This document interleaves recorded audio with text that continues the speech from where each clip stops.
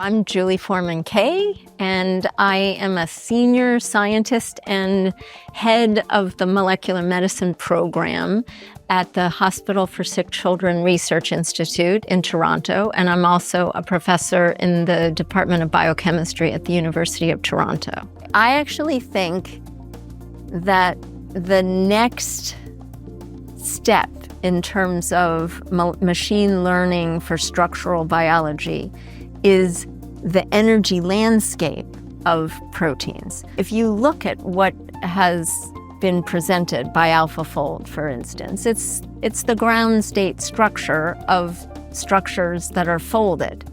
And there's zero information for the disordered regions, and there's no understanding of any dynamics, even in folded proteins. And many folded proteins function via excursions from the ground state to what are called excited states, and those excited states are the enzymatically active states sometimes.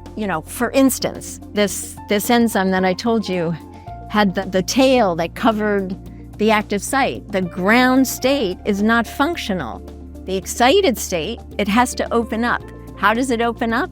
In some cases, it opens up via this shift of the equilibrium in the condensate.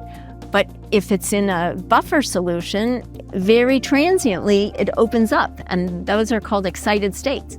So if, AlphaFold were to solve the structure, it would be the ground state inactive state, right? So in order to understand the whole conformational landscape of proteins, you have to have understanding of dynamic properties of folded proteins as well as disordered regions.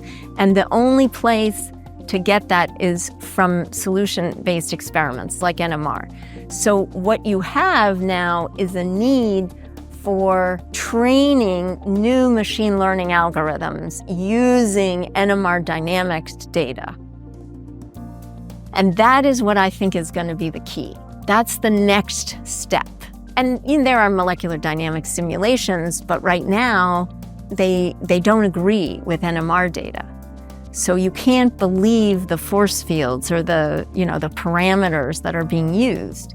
And the only way you can believe them is by more and more validation against experimental data like from NMR. And then you could, there are new hybrids of machine learning based models that also incorporate some quantum mechanical models, and those are better. And if they can be validated against NMR data, then I think we could move forward there.